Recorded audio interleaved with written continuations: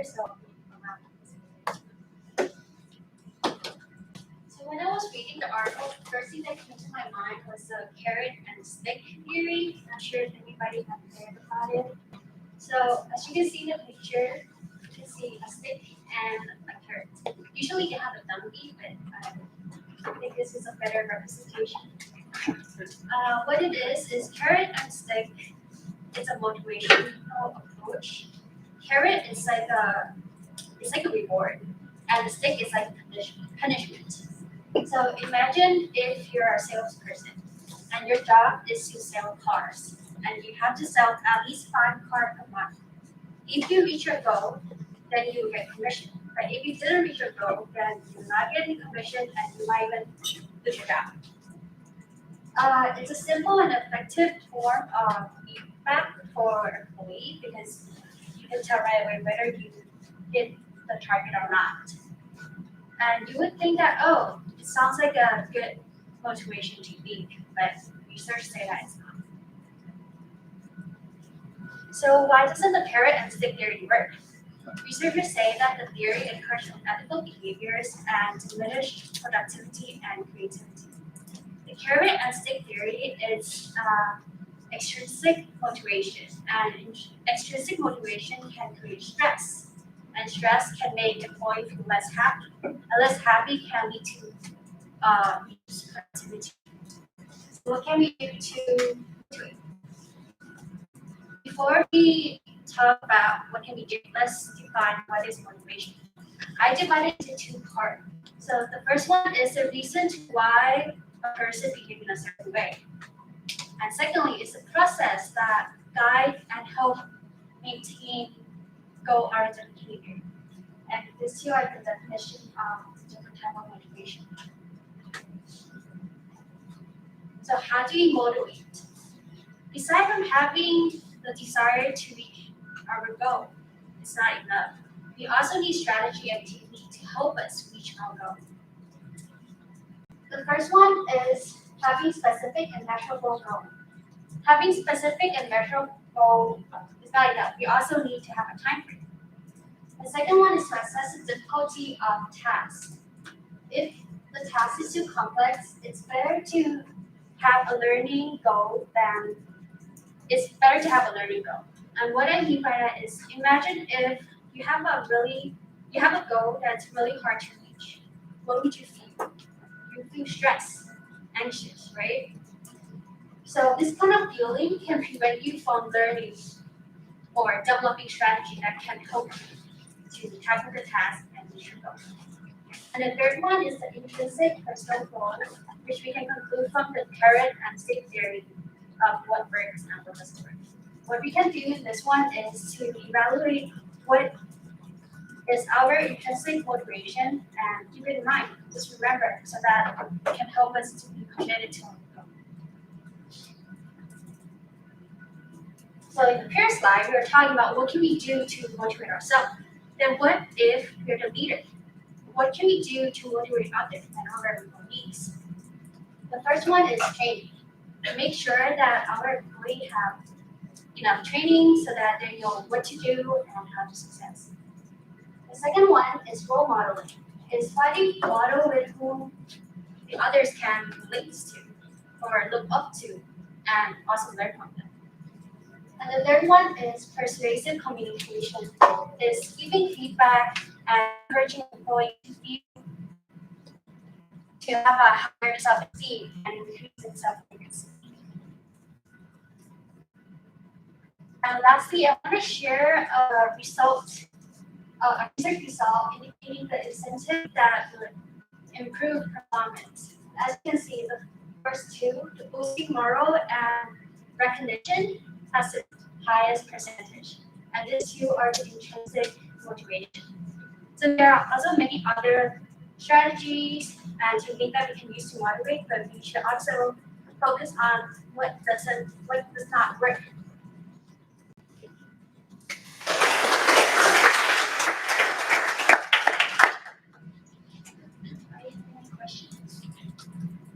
I thought you did a really great job of first introducing the content. I felt like you had a really great grasp of all the material, and then I loved how you just offered a really easy to understand example afterwards that kind of helped like digest the material. So I felt like you taught it really, really well. I think the pacing and the volume was great. It was really easy to follow and had a lot of good information on the slides, so that was awesome. I would just recommend maybe next time to put the last statistic on a separate slide, and just because you have a little bit more to say, so you're not finished yet. But other than that, it's great. Yeah, bouncing off what she had said, but I like how your pacing of words is really kind of the same and consistent. So that was really good for especially having information on stats and all of that. So it was really good. I like the information as well. The only thing I noticed is when you had extrinsic and intrinsic motivators on here, you didn't cover it. So you probably could have eliminated it from that slide and then just moved on. Yeah. I like how you talked about carrot and stick theory because I've never heard that before somehow. I feel I might be an exception to that. But not only that, but relating it to sales, I feel like is applicable to a lot of people's professions, so I appreciate that.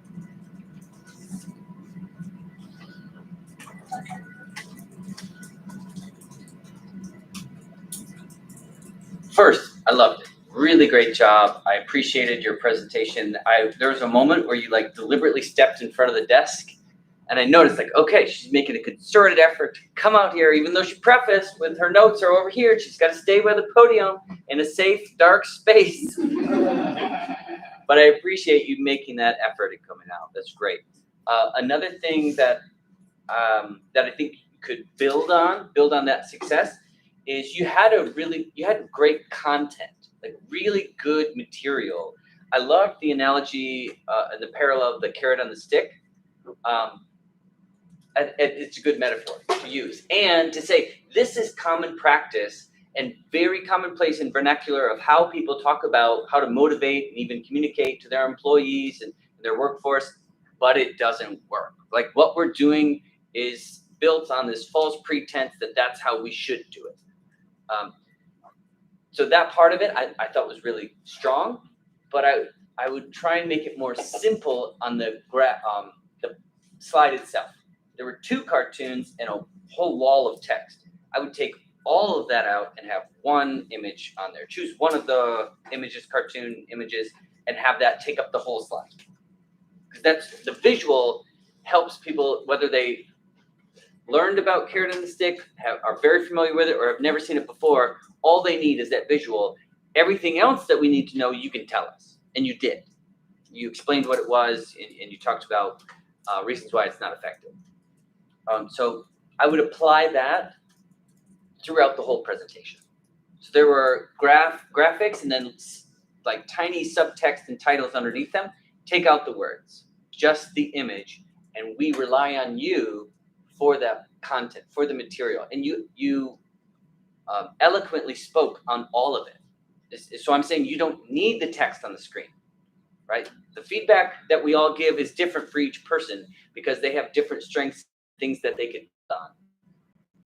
Yours is actually taking more things away, right? Taking things off the screen because you spoke on them so well. So they're just a distraction, right, to the great content that you're able to deliver verbally. So I think you did a great job. I really enjoyed it. And I think in your case, like less is more on the screen. So I would try that next time. Thank you. Great job.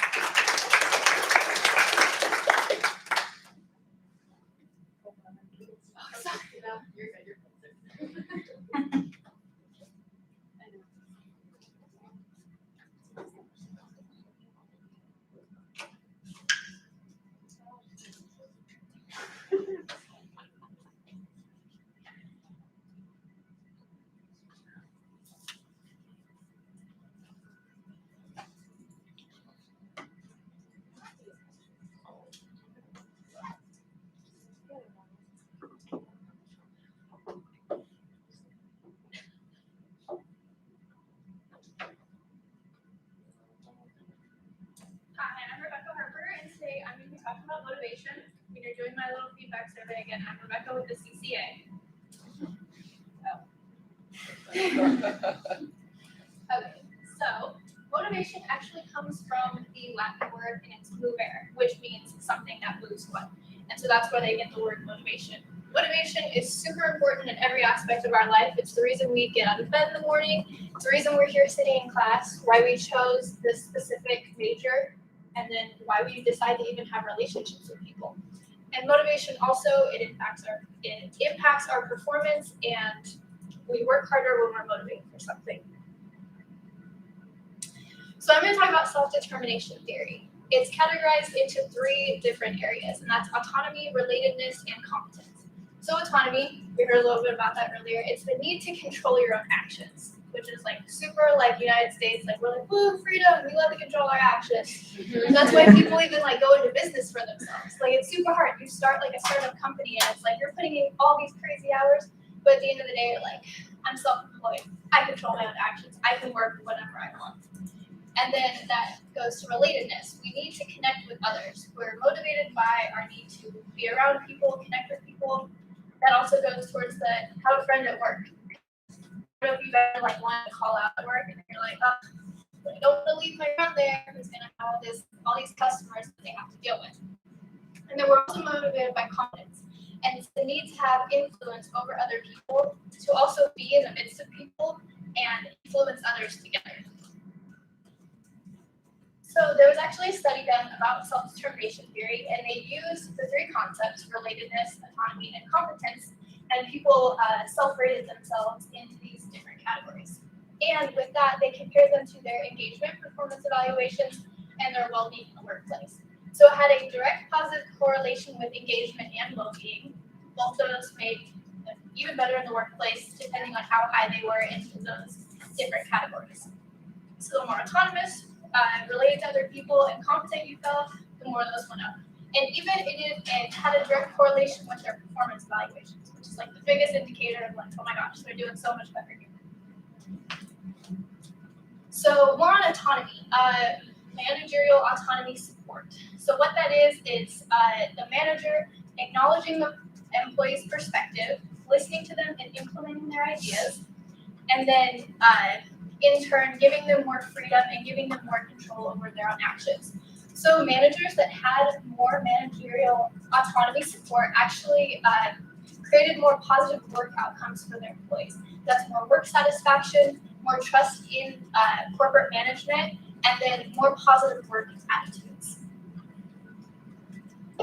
So there was actually a group of managers, both in Bulgaria and the United States, that underwent a 6-hour training about autonomous employee support.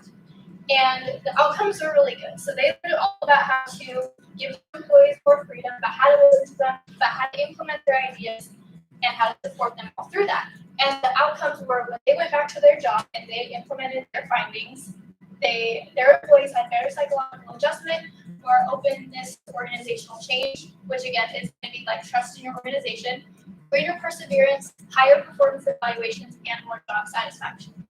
And the great thing I think about this is it's like, usually with motivation, you think of like, oh, if we're going to motivate our employees to do something, okay, we put them in this room, we put someone up on a stage that's like, yay, you guys need to like have all this faith in your company and it's going to make you work hard and you're going to be so happy.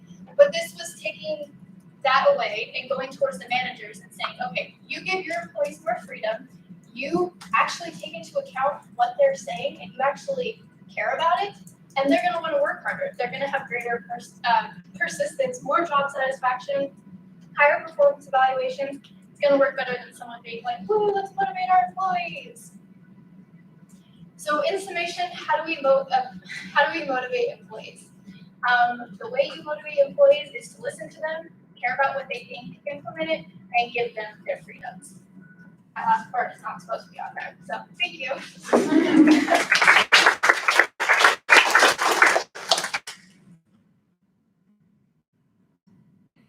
I really love how you express your knowledge on the context, and you provided a lot of examples and kind of relatability. And the only thing that you probably moved on is probably instead of interlocking your hands, sometimes you could kind of open your hands more and probably raise it up. You've used it a couple of times, but I think raising your hands higher and exaggerating, the hand movements will be good.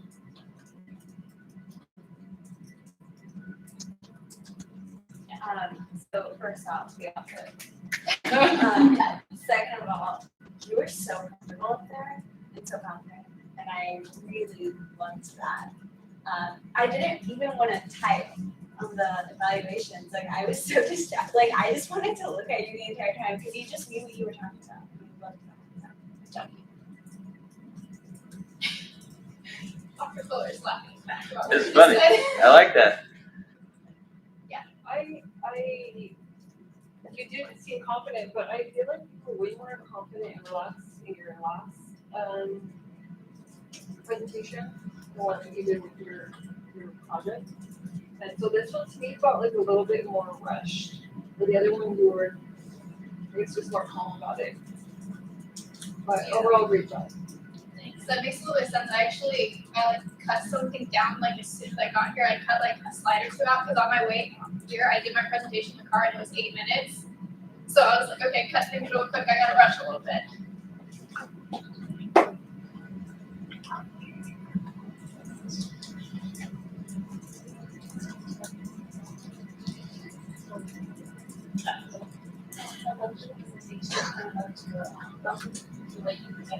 Very confident. My only feedback would be when you walk that way, that I could be able to hear you that way. So I don't know if it's finding manage your voice well, so I can hear you. And then my other feedback is just about the font or the color. It's a little hard to read for me, with the white and some of the shaded areas. Just making sure that the font and the color is legible.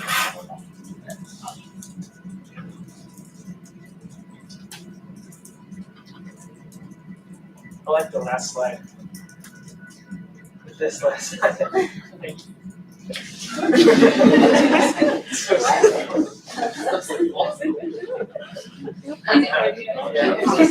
do I point that out?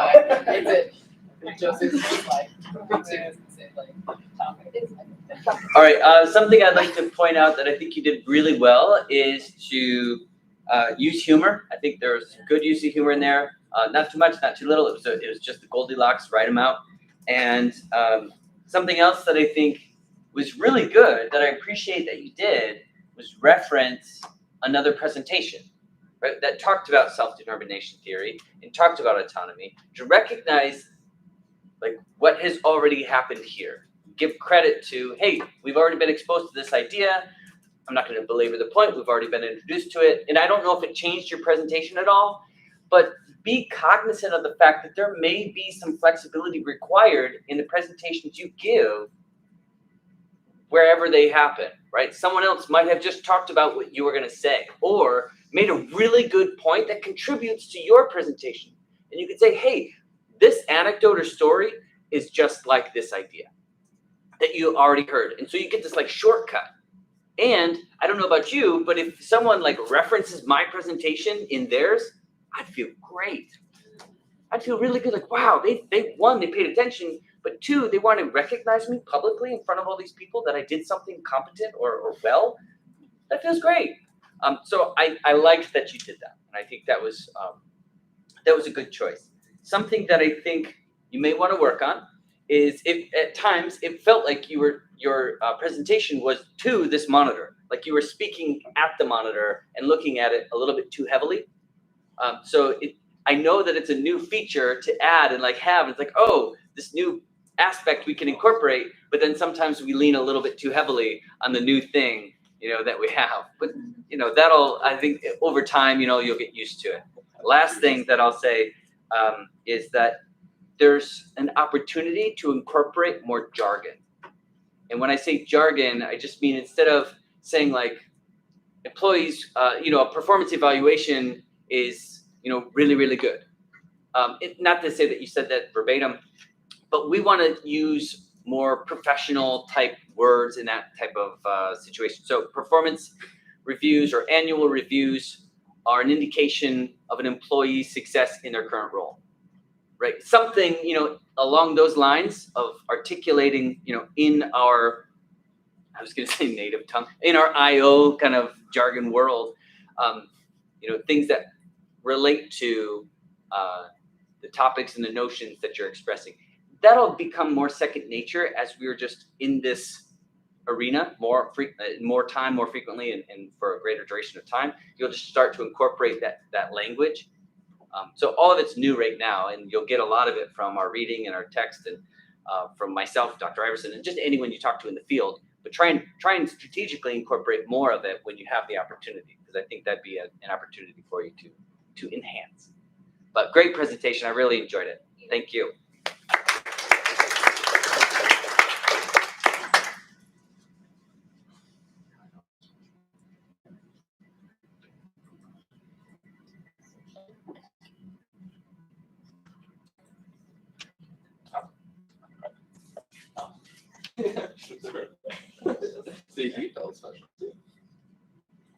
Hi everyone, my name is Alexis Pena and I want to present on motivation in the workplace.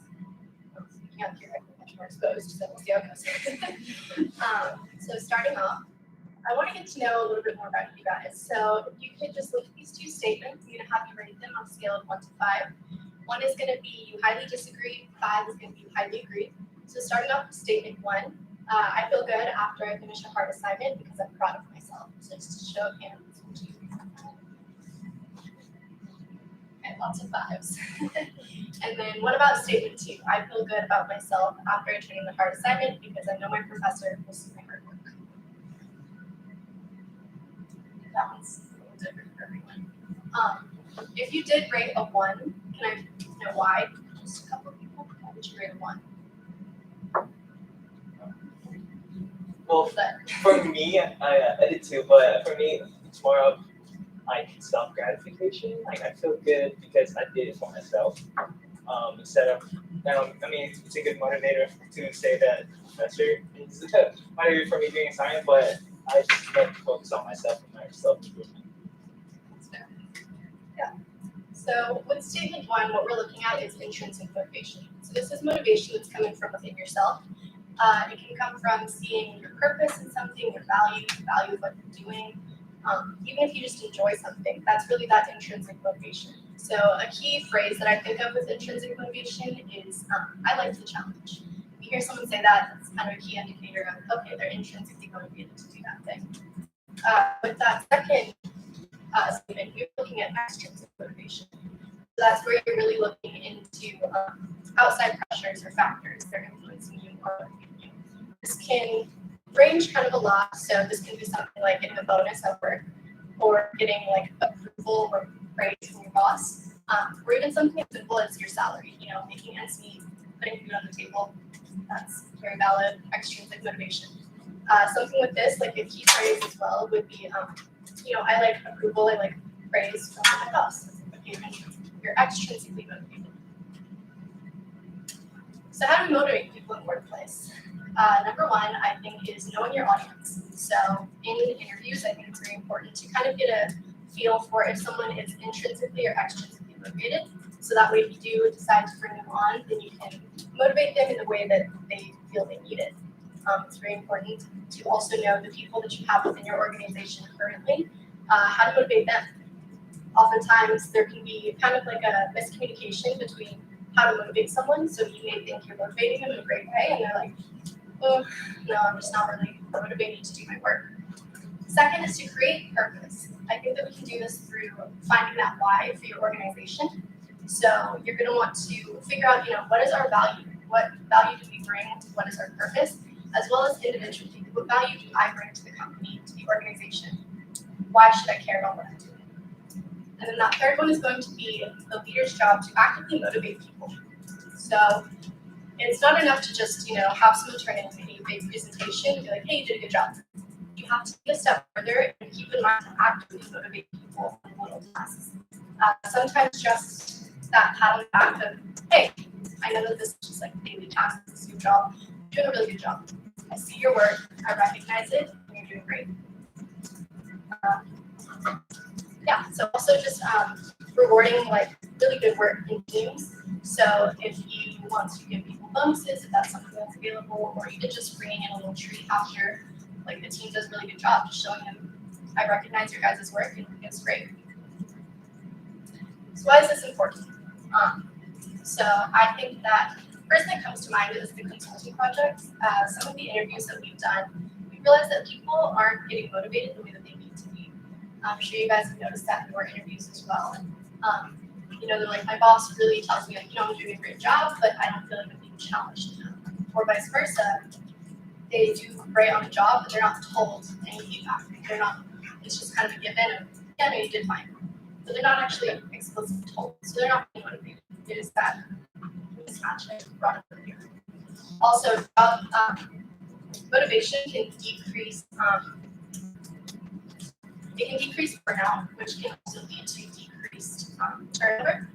And also, it can increase job satisfaction. So overall, you're really creating this good environment that people are going to want to be at, and it can also lead to a profitable organization. So it's really a win-win for the employee and the organization. So this is why I think that job motivation in a workplace is so important. Thank you.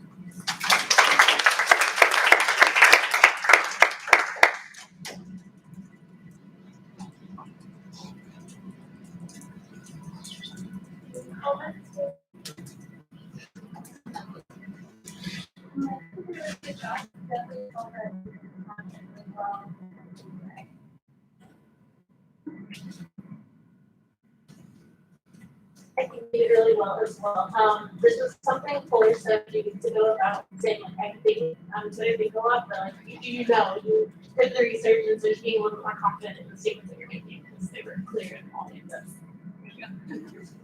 Every time I set it up.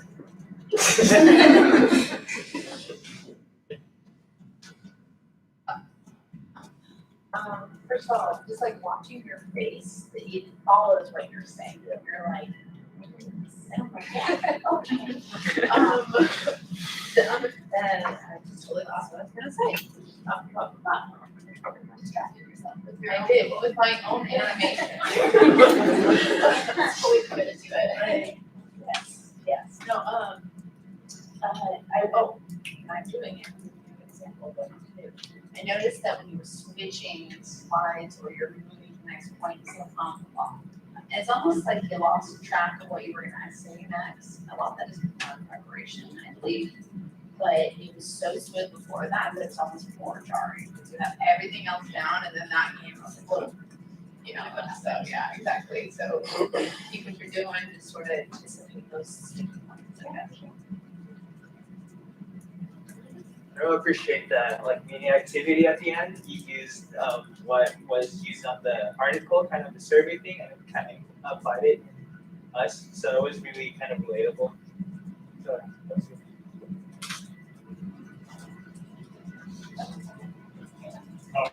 I like where you start out with a question and so you're getting right into content. You give us something that kind of hooked us and then talk about put it on their slide. One thing about your slides is that's really honest, kind of blurry or hard to read.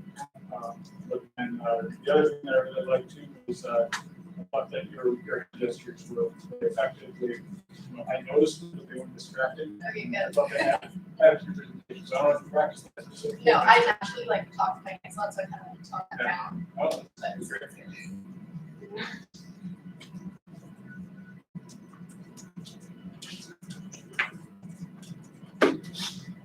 Yeah, you go. Oh, sorry. Okay. You did really good. I like comment.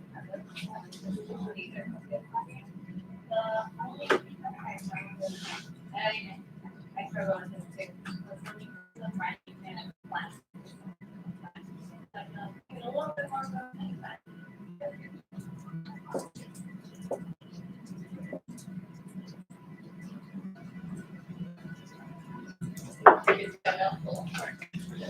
So in your presentation, instead of saying things, and I think someone said this earlier, instead of like, I think this, or I believe, you want to support that with, replace it essentially with research indicates, or the data suggests. that gives a lot more credibility to what you're saying. And instead of it just being your opinion, like, well, I just think this because, you know, it's probably the right idea or a good thing. It's beyond that. As they mentioned, it's the research, right? The articles, the leaders in the field, the relevant research, you know, support this notion. So articulating that, and it does take a little bit more effort than saying like, I think this is an easier way to say, you know, the research indicates that it's likely that, you know, whatever that you're trying to say. So I would try and incorporate that a little bit more. Something that I forgot to mention for Becca, instead of, I think Joser mentioned like crossing the hands, right? Crossing your fingers. Another posture that's generally seen as more commanding of or commanding of like, respect and commanding of like or demonstrating knowledge. I don't know why. There's no reason for this, but touching your fingertips together, that has been shown to like people just think, "Whoa, that person's really smart" if they're touching their fingers together versus, you know, other postures. So I think it just looks like a more contemplative, thoughtful gesture. I don't really know.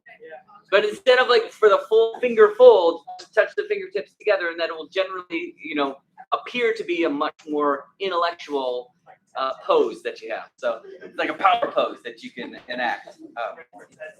There you go. It's like a TED Talk pose. You can do the power triangle and then the power thumb. So you have those gestures. But I think it was a really good presentation. I appreciated your ease and comfort with explaining things, and as everyone said, it was very good. Thank you.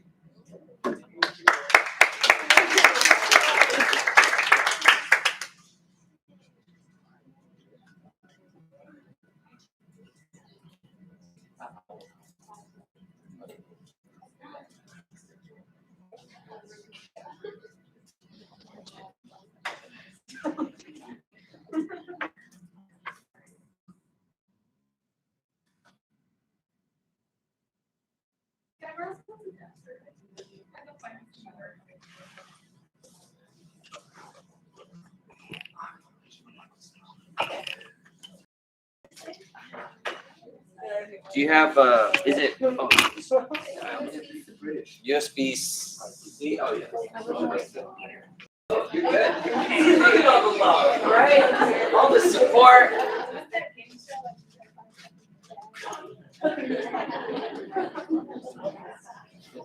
Meanwhile, I'm like knocking over the camera back here.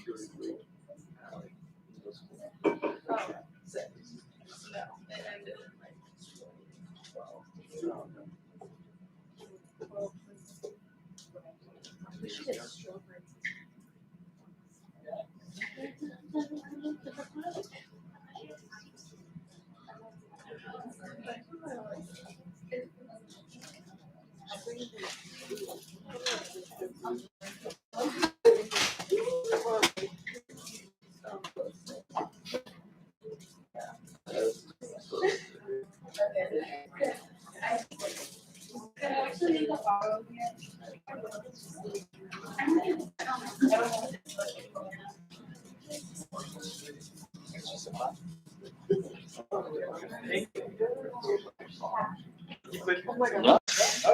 I don't know who did. Probably John.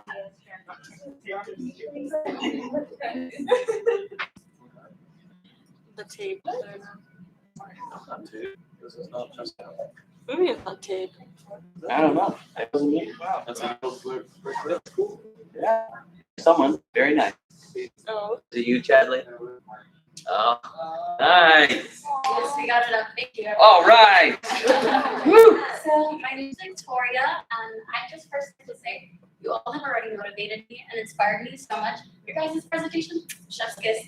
So this is actually, I'm going to be showing this presentation to the kids I volunteer with. So it's going to be interactive.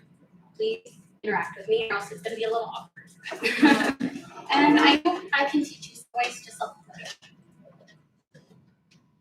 So, first, I believe in you guys so much. We're not going to do a rain dance or anything, but we're going to make it great. So, I'm going to need you to interact with me. We're going to have to rub our hands together. Happy fingers.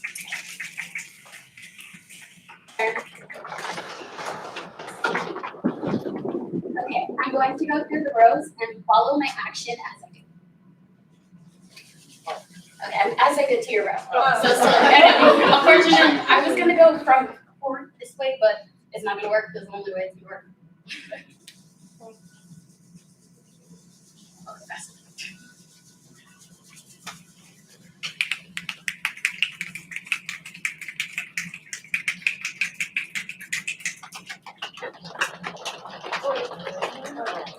Stay until I get to your row.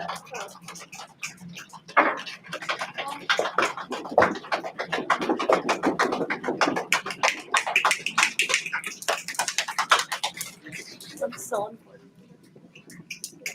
Did you guys get it right? Yeah. Yes. Okay. So look at that. You guys are so powerful. You freaking made it right. And I was like, sorry, I didn't throw it really close to our anything. So I'm going to be talking about motivational patterns.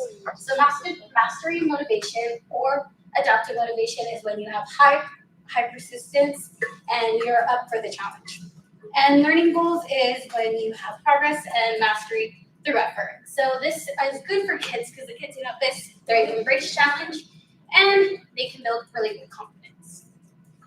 In addition, we have helpless motivation or maladaptive motivation. So this is when you avoid challenge and you're more passive about it. And with performance goals, these are going to be the kids who are a little more shy with challenges or they're not really up for the challenge. And this can be really bad because it can cause a lot of anxiety and it can also add a lot of negative self-cognition. This can lead to cheating, they're less likely to try, and it can get really hard because if I try doing an activity like that with them, they'd be like, no, I don't want to, I don't want to get embarrassed. And whenever I get to that, it leads me to the question of why. Why is it so easy for a lot of us to have a fixed mindset?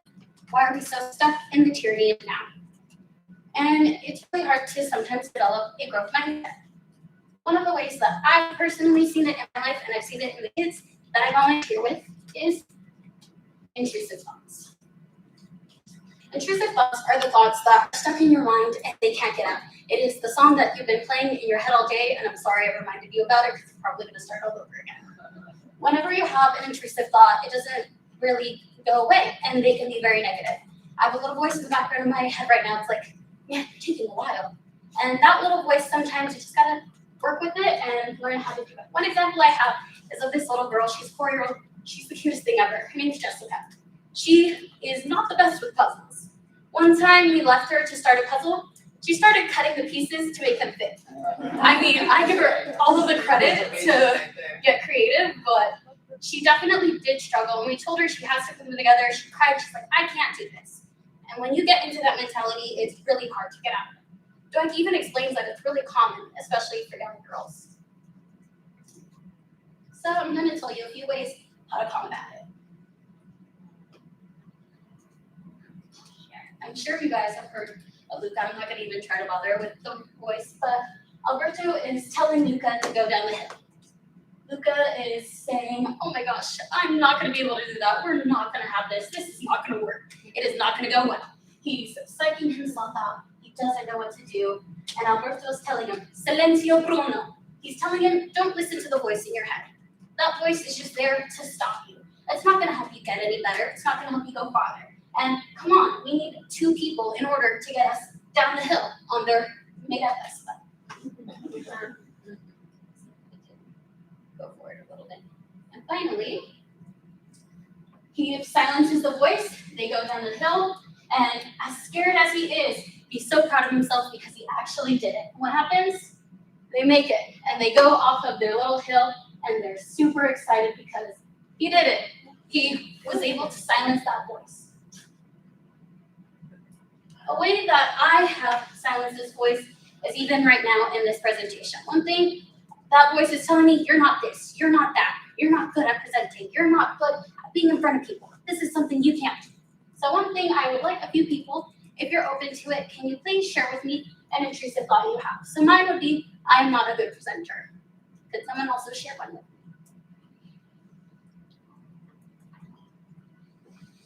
Yeah, same thing. The longer I stand up there and talk, the sooner somebody's gonna realize I don't know what I'm doing. Yeah, it could definitely be super. I'm not hungry. You're not hungry. You're not hungry. A few more. I'm not a good singer. I am not a good singer. I'm not capable. I am not capable. Okay, and there is one word that's so powerful, can literally change that thought already. And that word is yet. So I'm going to have everyone go ahead and explain that thought again. So after I say it, I need the whole class as a whole, and this is why, because we're a team, I need you to say yet. I am not a good presenter. Yes. Imani, I am not a good singer. Yes. Joser, I am not hungry.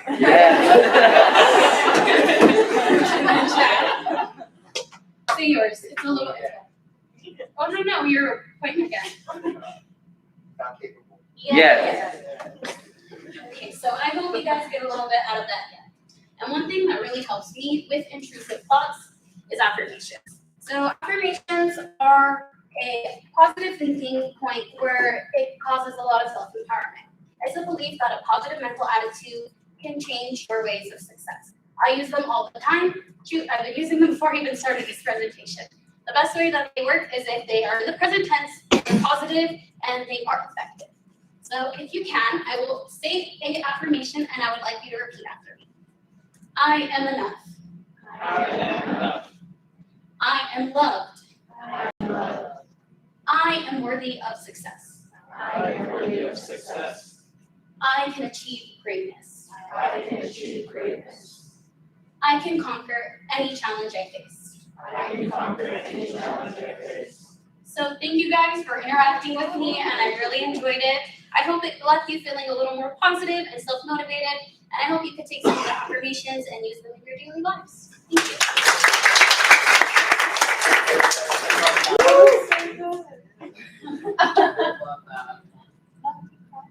I know. You're crying. Oh, and also when my kids, they sit through presentations because they're usually long, I give them little happy face stickers. So I'm gonna be faster. So they can take comments as some may fault, that's okay. Amazing.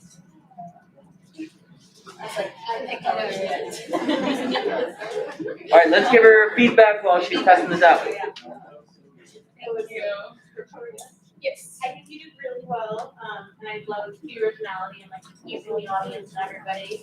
We did look back at the screen a few times, which I was like confused about because there was like nothing on the screen that you were saying. Like you really knew what you were saying. I think it might have just been like a COVID, like just to look Definitely back COVID, at so yeah, just make sure to keep eye contact with the audience. Okay, definitely. Any other comments? Yeah, so I just noticed that you don't have a clicker, but even though you had no clicker, you were able to come in back in the middle and present that. Yeah, I was a little worried about that, but I did my best. Oh, really? Yeah. That was pretty great. That's like that one thing when like the monkey goes across, like you're counting your basketballs, like that's really what happened.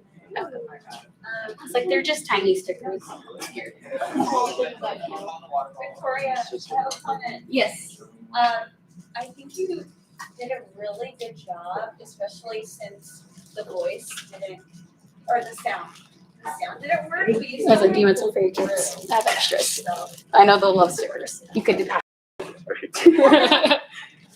thank you. Yeah, you like go through it and like, oh wow, like that phase. That's how you do it.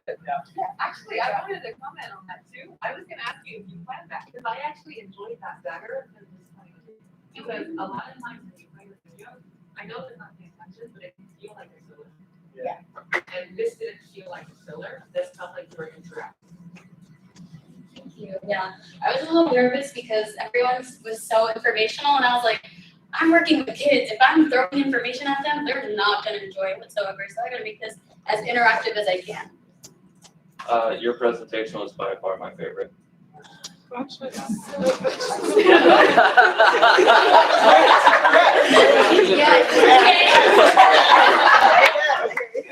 Asian first place. Stated that you're number one for me. Did you realize your presentation? No, she beats me by. All right, Victoria, I think you did a great job. As Mike said, it's a fan favorite. I think the interaction was really good. You started strong, like really strong, and you made jokes right off the bat. You said, I'm going to need you to interact with me. So you set the tone. You did it with great volume as well and energy. You didn't come in to say, hey, I need you to kind of interact with me a little bit. It was strong, right? You did it in a way that made us want to interact with you also, which I think you did exceptionally well at. So that was great. Something I think the buildup was so content driven and really good. I think the actionable part could be a little bit, how would I say this, more either empirically supported or demonstrated in a stronger way. Like saying the statements with you, it was good. It kind of felt like a cult, moment, but that was okay. But I think, trying to keep the same level of interaction throughout was good. I mean, you did the actionable part with us doing the action. So I liked the tone that you ended with. So overall, I thought it was great. You did a really good job. Thank you again.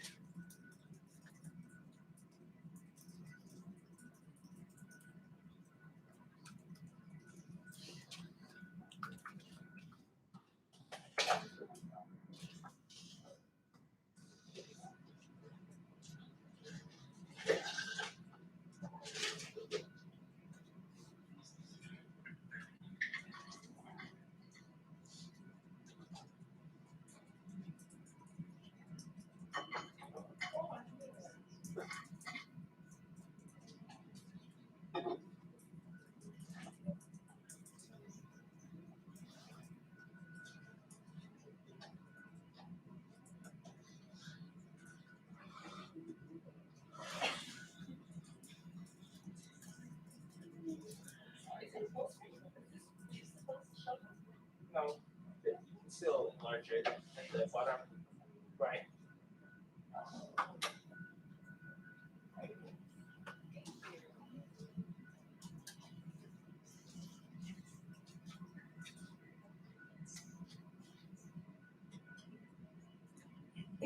Alright. My name is Judy, and my topic is motivation, surprise, surprise. And so what is motivation anyways, and why is it the most frequently researched topic in micro-organizational behavior? And that is a quote, and that is why I read it. And I like to define it first. I think defining things are important because when you define things, it gives you, it helps to understand what this is and why it works, and then how you can implement it then. And so if we can understand what motivation is and how motivation works, then we can better put it to practice, and we can motivate ourselves and we can motivate other people, and really help us create an all-around more pleasant learning environment and learning process. All right, so there are two basic components of motivation. There is the internal process of motivation, which is I would like to do this, or I need to do that, and why. So there's just the internal process that's going on in your brain. And then there's the external goals. So it's your actions and your strategy of how to actually achieve your goals. And this is true in life when we see somebody who's really, really hardworking, and we say something like, wow, he's really motivated. What we've done with that thinking is we've attributed external actions as evidence of his internal trajectory. So there is this refocusing of our thoughts and very intentional redirection of our goals. from the external as well as the internal. So it's basically why we do what we do. So there is the why component and there is the doing. And so it is the reasoning plus corresponding action.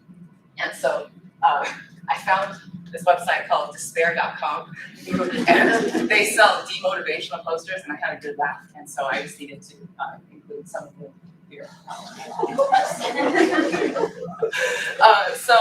How you implement motivational approaches is going to be different from every person. And we kind of got to see that with our meeting, with different authors emphasizing different things. And so what I want to do is kind of pull out what stood out to me, and then we can discuss how to apply them in our lives. Because I'm all about application. That's where I get excited, is when I see something work and I see it change lives.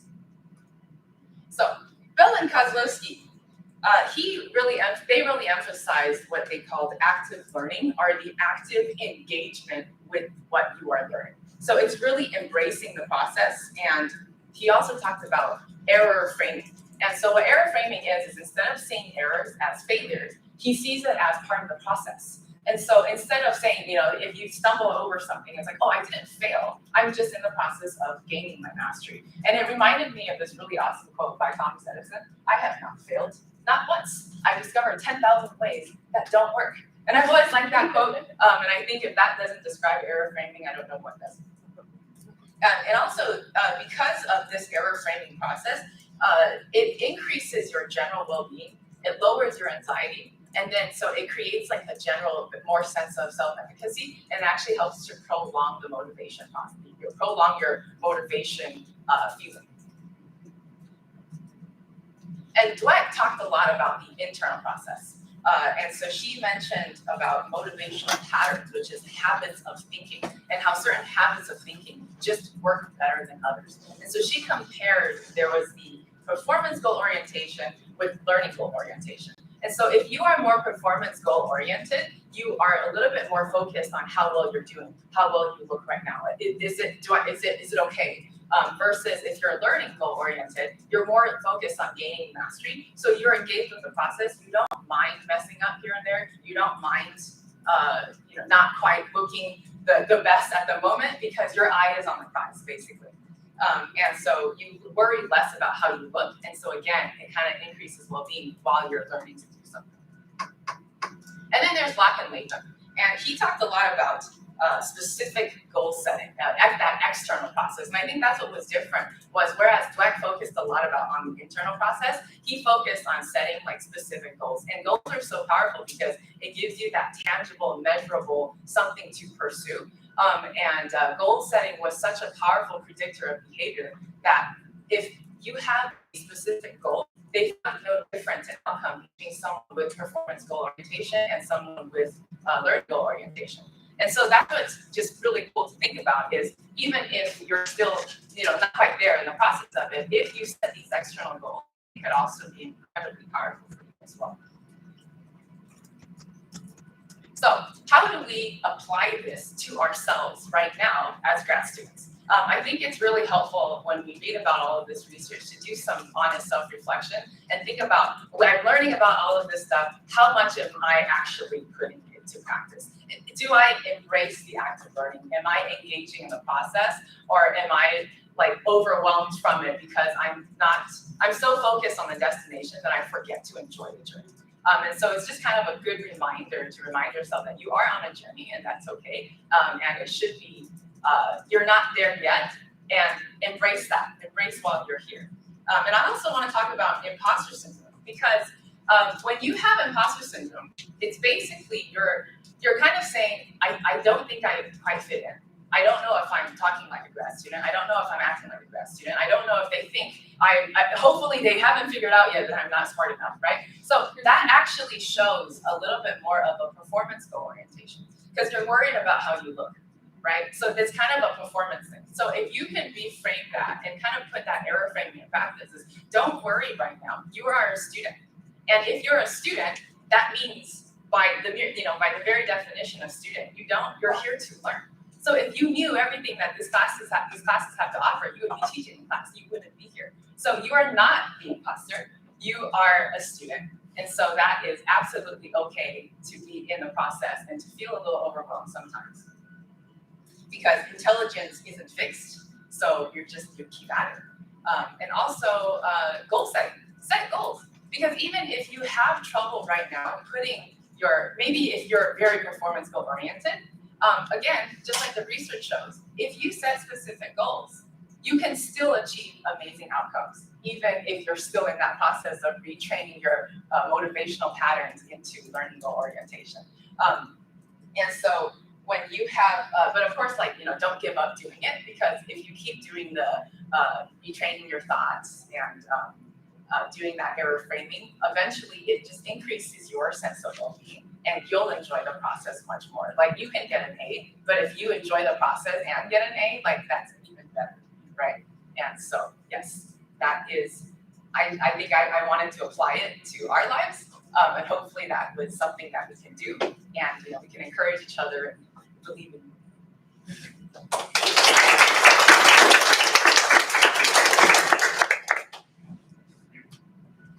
Judy, I loved your presentation. I think you did a great job of incorporating the research empirical side, but making it relevant to your audience and not making it too complicated or technical. So I really enjoyed it. Thank you. Yeah, I love that your presentation was very simple and you gave so much information, so that made me want to just pay attention to you more so than your presentation. But it was information which was so useful and related, so I really loved it. Thank you. Appreciate it.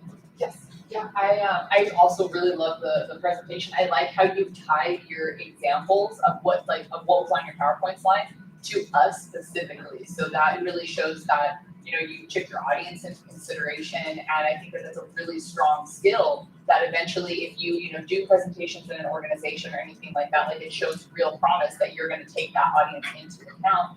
The only other feedback that I would provide is maybe it kind of ended a little abruptly. So maybe have, a slide that's like in closing, or just like a short little statement that says, okay, so tonight, we talked about motivation and how us as students, we can kind of battle that imposter syndrome, and just thank you for your time, just something really simple like that. All right. That's good. Yeah. I really liked your presentation. The feedback I would give is maybe move around the screen a little bit, or move around a little more, because sometimes you're blocking the screen and I couldn't see your funny anecdotal. That's right. Darn it! I like those. Those are funny. Yes. One thing is, from back here, I couldn't really read some things on the screen, so maybe just increasing your text size. I love that tiny potato thing. You have that twice, and I tapped her on the shoulder, and I was like, "This kid's so cute." I also love your top. Yeah. And then I, as a person who struggles with imposter syndrome, I got a lot of motivation from what you said. I love the quote that we just found 10,000 ways not to do something. So I definitely can apply that to my life, and I really did appreciate that. So thank you so much. Oh, great. Thank you. Yes. I've always loved your presentation. It's very engaging. You clearly have a mastery of the topic. I have no doubt about that. And I might just be being too much in here, but I almost felt that the pictures were had to. There's a point at which I was looking at the French fries, and I found myself not paying attention to it. So I was like, how is this relevant to astronauts? And so I got lost in that instead of the awesome things you were saying about motivation. So It was the irony of goal setting. yeah, You can't all be astronauts. it came to me like 5 minutes later. No, I was exaggerating a little bit, but I had missed so much what you said. So I was like, Right. I see. Like, if I can't engage with the slide, it's better not to just. yeah, less is more when it comes to those kind of things. So. That's a good thing. I really appreciate your sense of humor. It's great. I also appreciate that you put yourself into the presentation as a student, right? As someone that experiences the full range of the topic matter, right? Whether it's imposter syndrome or error reframing or goal setting, we all live this on a regular basis. We've all experienced it at some point in time to some extent. So it's very relatable in that sense. And as many others have said, presentations that we can personally relate to as an audience are always better, right? And if you can relate to it as an audience member also, because we are audience members of our own presentation first. And so if it makes sense and is impactful for you, it probably will be for us too, as this was. So I think you did a really good job of that. As others have said, maybe less is more in some cases, but I think you did a very good job. Thank you, Judy.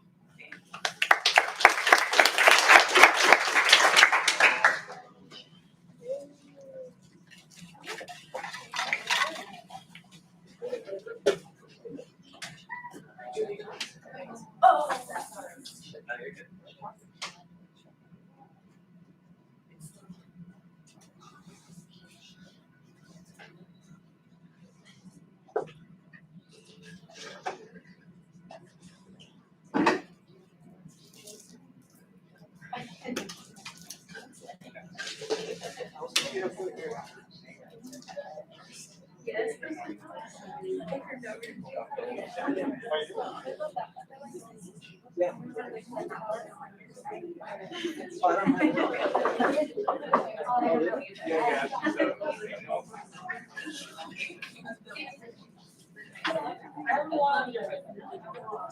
They would start.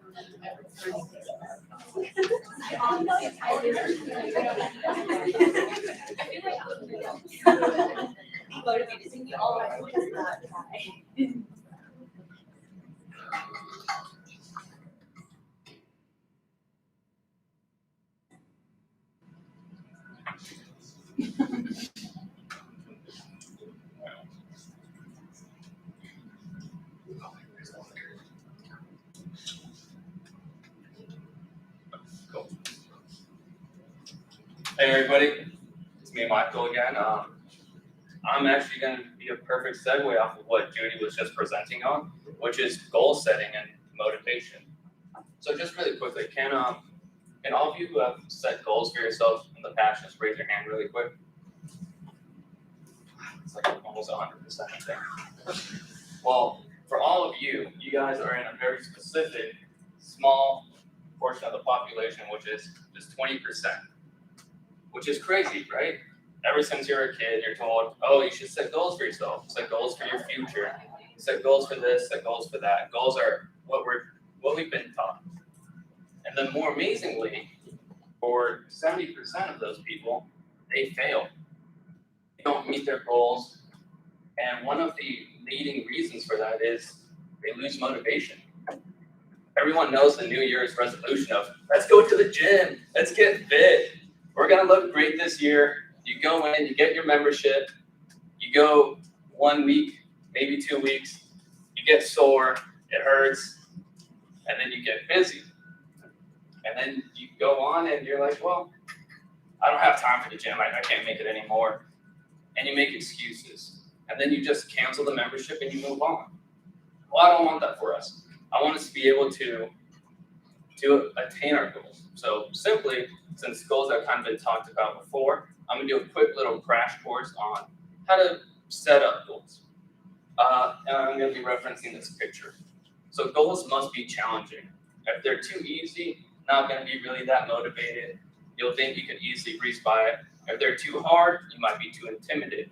So in this instance, the goal is having a castle on a mountain. Pretty challenging, maybe it's too off. This next part is goals have to be focused but not overwhelming. They need to be precise, but nothing so out of your ability that you won't be able to do it. This castle on a hill, probably out of my ability to get. 10 times out of 10, or 9 times out of 10, I'm not going to be able to afford buying a castle on a hill.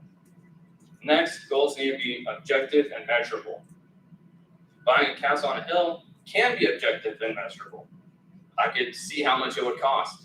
I could calculate how much I have to save each month, each year, and I could measure how close I'm getting to that goal each month and year. And finally, goals should be thought of throughout the year and updated. Sometimes, it's going to be a harder month where you have to work more. So maybe you can't put so much time into your goal. And sometimes you have a lot more time to do what you want. And so each time you're going through these phases, it's better to look back at your goals and to update them. So really quick, I'd like you guys to pull out a piece of paper, or if you're on a computer and don't have paper, just some type of note, typing application, and just quickly write 1 week, 6 weeks, 10 weeks, and then one goal that's attainable, that you think you have a pretty good chance of meeting, and one goal that's a stretch. That's going to be kind of difficult to meet. And you got about like a minute and a half. And as you're doing that, I'm going to be passing out little pieces of paper to talk about after.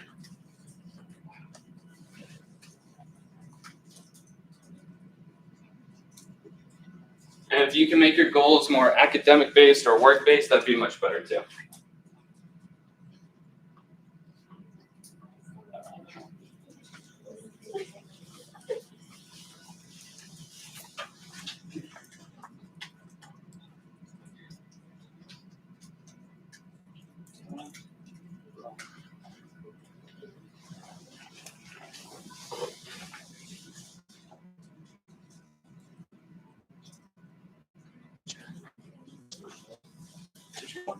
Yeah.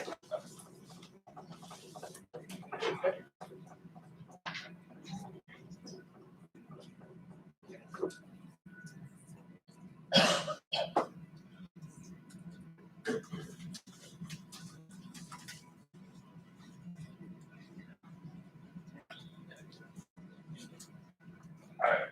Hopefully that was close to a minute and a half, and you don't have to get all of them done. You can work on them later.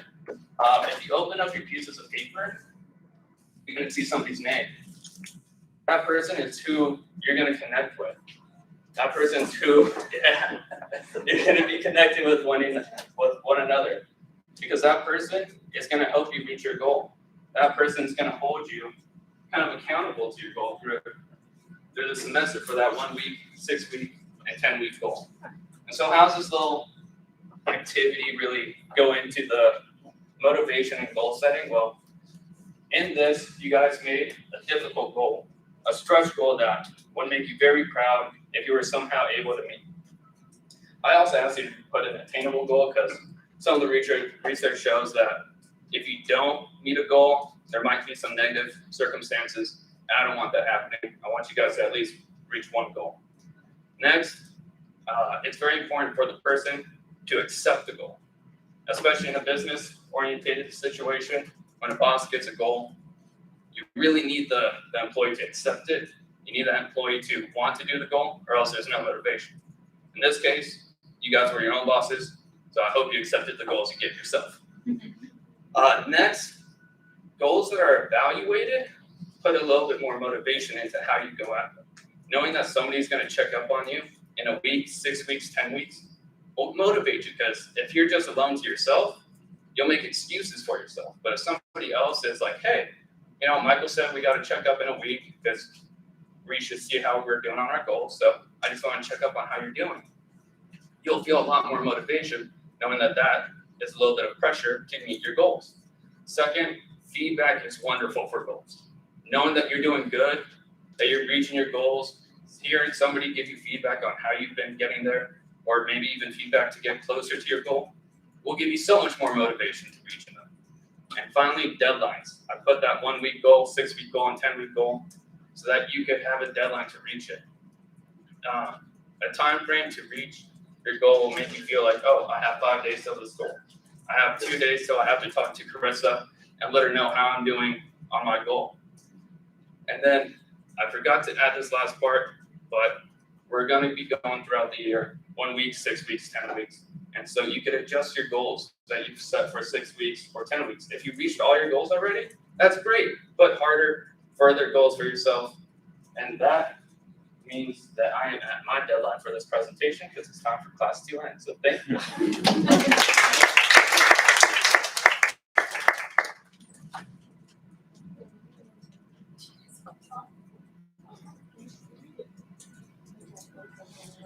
I really love this goal assignment. It's a really cool way to tie everything in and also to keep us accountable. So I appreciate that, and I really liked your presentation. Thank you. Overall, good job. Thank you.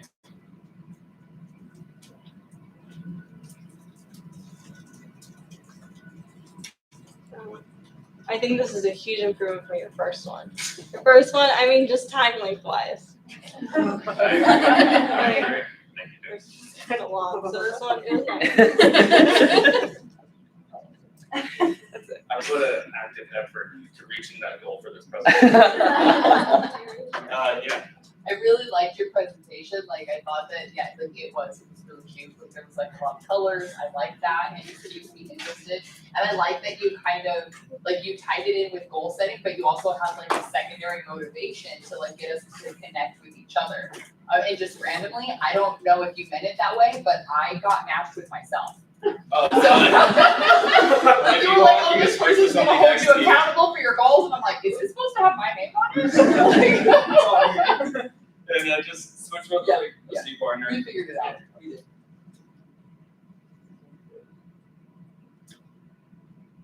The one thing I like is that if you have all the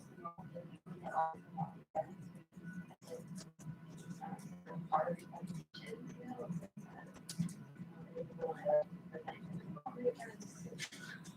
Awesome, thank you. No, Oh, I see. Did you get anything too? I did not. So that's, I know my name's out there. Oh, there we go. There we go. Who needs one? Okay, have an extra rice call. Ate it. Yeah. Got my name there. You were gonna say something? Yes, I loved your presentation, how much information you provided. It felt like a workshop, like on how to reach your goals. So that was great. Yeah, I learned a lot. Awesome, thank you so much. Yeah, structurally, I like the activity. I would say, in terms of handouts or like giving things out, maybe ask someone to do that for you, Okay. so that you could, stay at the front, keep talking as they're handing things out, and then there isn't that awkward or pause or silent moment in there when it's not necessary. Because you could easily ask someone, they would happily do it. Okay. Good job. Cool. Yeah. All right. All right, last one for the night.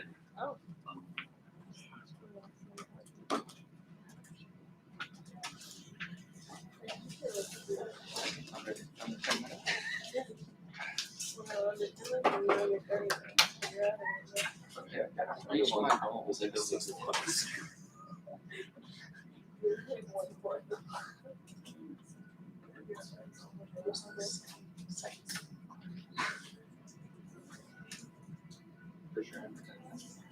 Yeah.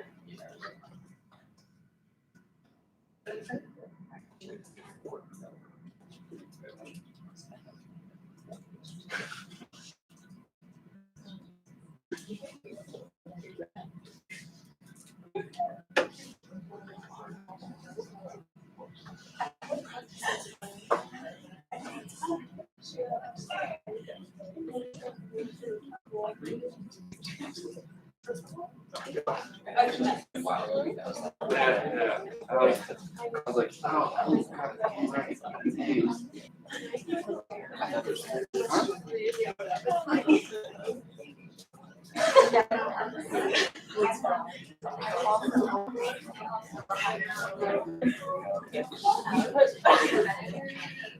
No, I don't know. That was like this top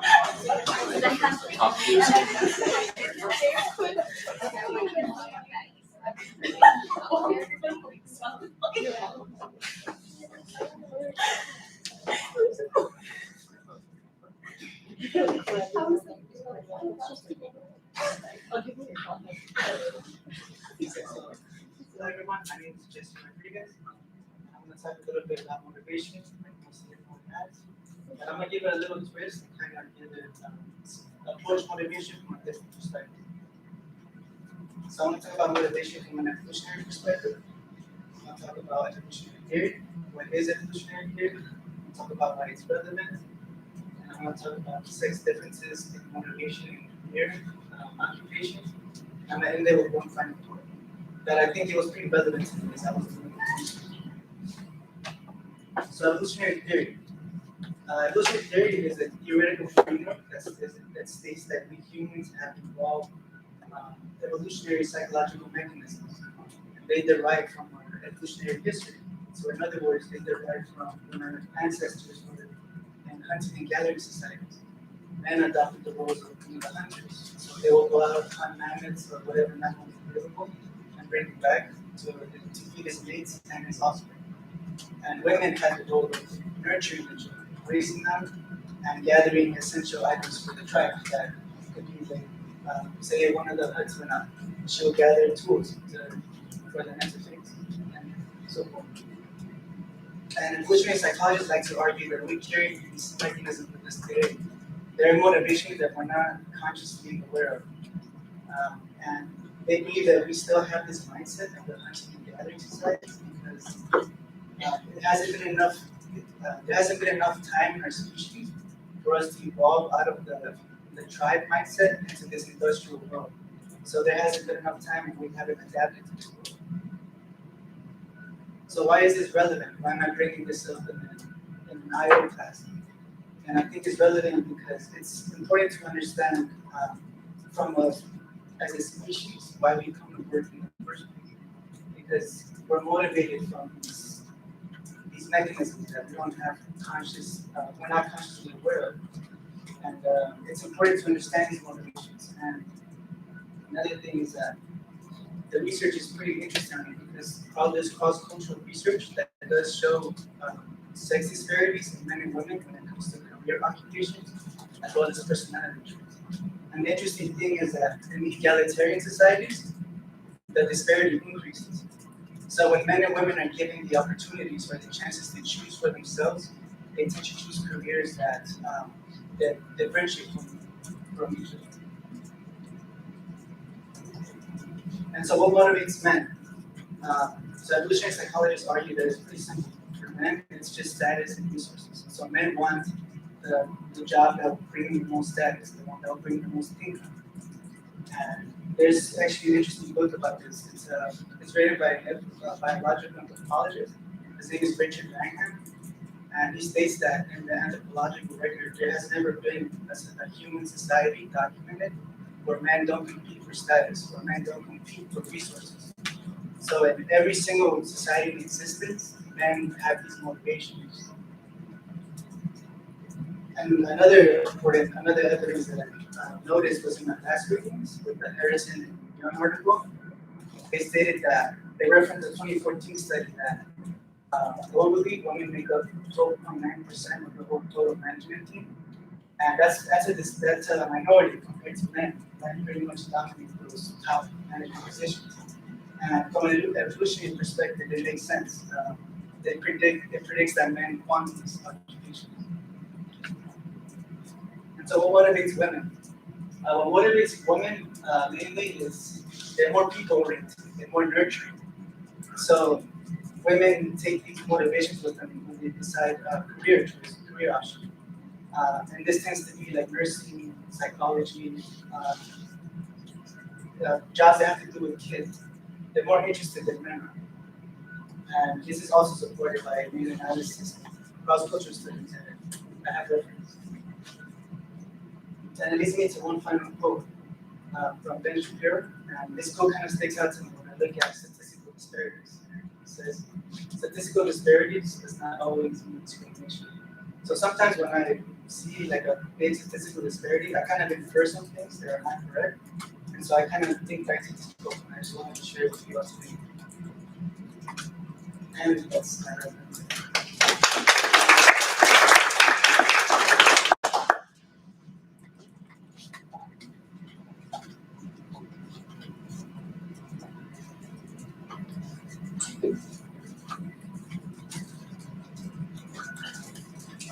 Jesse, I love that. I mean, we've had a lot of motivation presentations, and I love that you got a totally different perspective and insight to that. especially how you tied it to that quote in the end. I mean, from the beginning to the end, you know, talking about how we haven't even evolved enough to let some of those prior things go, and then the quote at the end. One little comment would be maybe be careful with some of the language you use in your presentation. The first couple of slides, I probably wouldn't use the word sex differences. I would probably use the word gender differences. Just so be careful with the language. So it's Okay, well, more that's how appropriate. it's there in the article, so I just. Oh, okay. But, okay. And it was a little bit hard to hear you back here in the background. Sorry about that. I have a quiet voice in general, so speaking up is kind of hard. I'm the same way, so. Thank you for that.